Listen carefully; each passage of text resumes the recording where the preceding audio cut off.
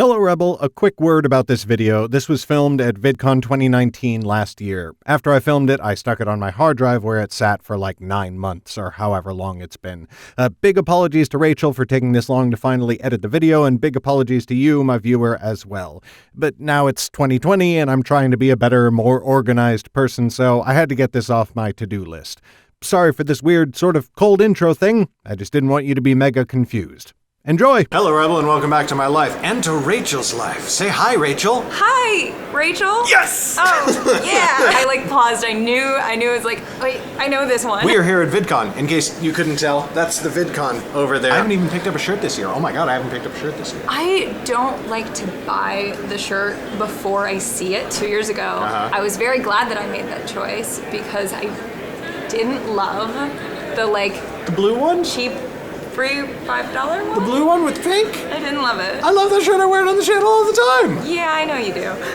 Alright, so Rachel and I both spent a lot of time in LA. I was born and raised here. You weren't born and raised here. No. But you've lived here for a while. And we both have worked in and have experience in the film and television industries. Me on more of like an indie film level. You Yes. actually on some bigger things. I've worked on some bigger things in very, very Smaller small capacities. capacities. But big things. So what we wanted to do was talk about industry types, which is something that you're kind of familiar with if you spend any amount of time in LA. Now, I don't want us to name any names necessarily. And even if we did, it would mostly not be names that people would recognize.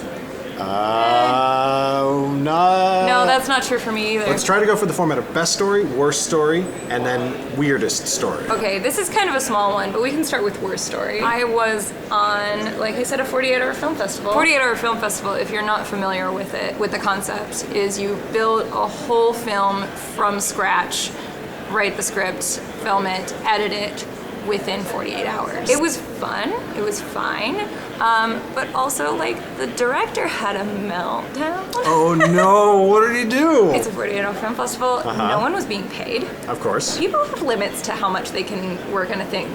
Some people were there okay, I can come for this amount of time, and then I have to go, I have this other commitment or whatever. It just so happened that a bunch of people's all right, I gotta go now, time was accidentally at the same time. We lost 3 crew members within the space of about an hour. It was actually 2 directors that were technically directing it, one who had a lot of experience in 48s and one who was a newbie. Please tell me that the guy who had the experience was the one who had the meltdown. No. Oh, no. man. the newbie guy had the meltdown. And the one who had a lot more experience was just okay, let's go outside. Everybody, we're going to take a quick 5-minute break. I'm going to go knock him off the ledge. Yeah, pretty much. I tend to turn into you'll appreciate this reference, a bit of a hobbit when I'm on set.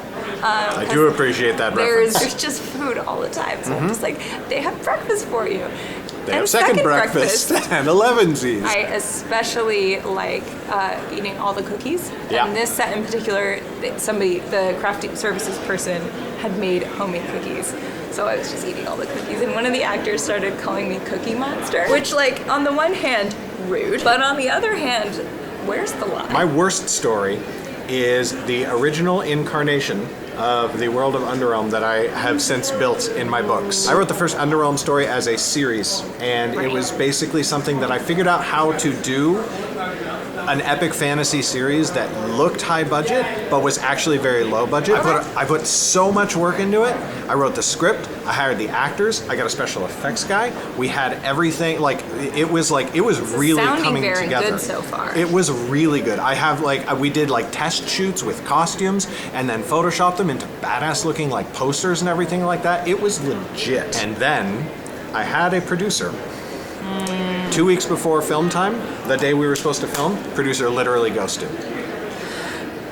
And that's when I found out that we didn't have permits, which take you much more than 2 weeks to get. Whole project collapsed slowly like a flan in a cupboard. That producer messaged me on Facebook not too long ago.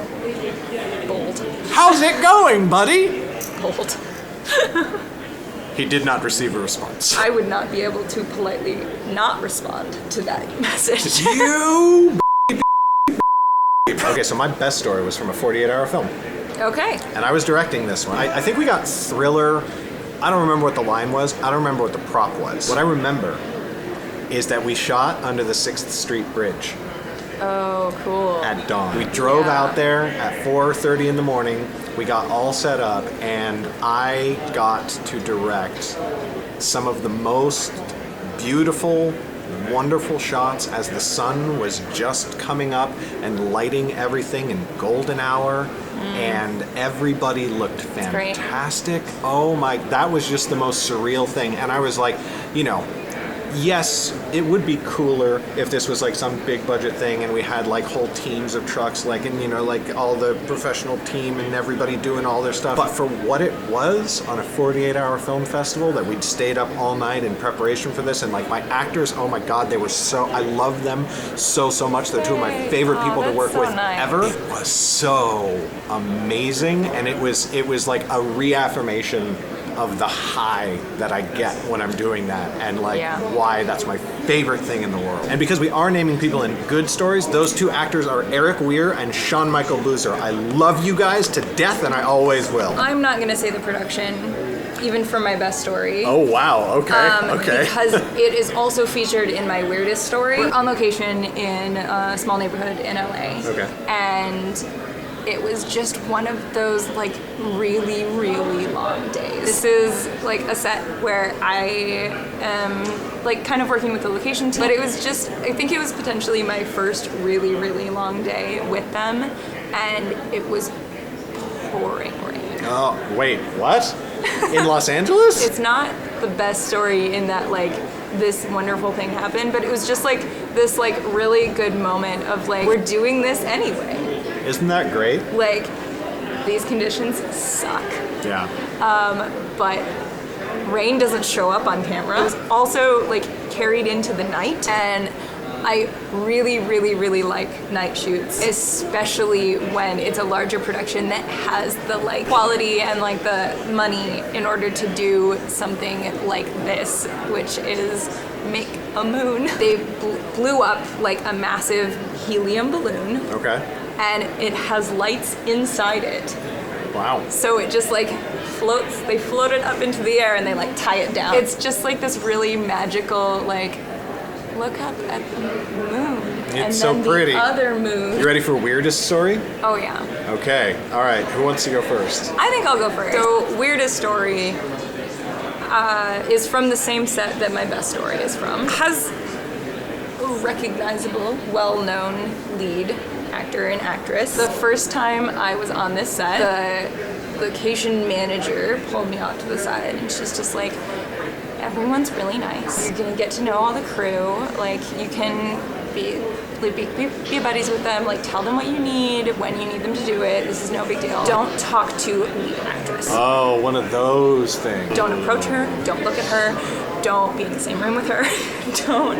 That's unfortunate. And it's just like, it's fine. Yeah. It's weird. It is weird. But it's fine. So I think maybe the only time that I sort of interacted with her was like when I did a trash sweep. And then you just had to pretend not to look at her? Right. Just sort and, of well, like, it's okay, just like I'm doing like this okay, thing. I'm like moving around and like oh, she's here. Okay, we're just leaving right away again. Okay. I was working on a set as a DIT, which stands for Digital Information Transfer, and essentially what it means is that you're taking the digital footage as it's coming off of the cameras and transferring it onto a computer to be edited later. This wasn't like a big budget project, but it had some budget. And that budget came from the executive producer, who I will not name because it's a weird story. She is a very extremely prominent rock star, and has That's been. not where I thought that was going. Okay, continue. She was like, "Hey, can I see the footage?" She didn't say it like that. I'm not going to try and imitate her because I don't want anybody to. Yeah. She was like, "Oh, this is actually like coming out looking really good," and I'm like, "Yeah, they're shooting great stuff in there. Like, this is all going to come out real great and everything like that." And she was like, "Cool.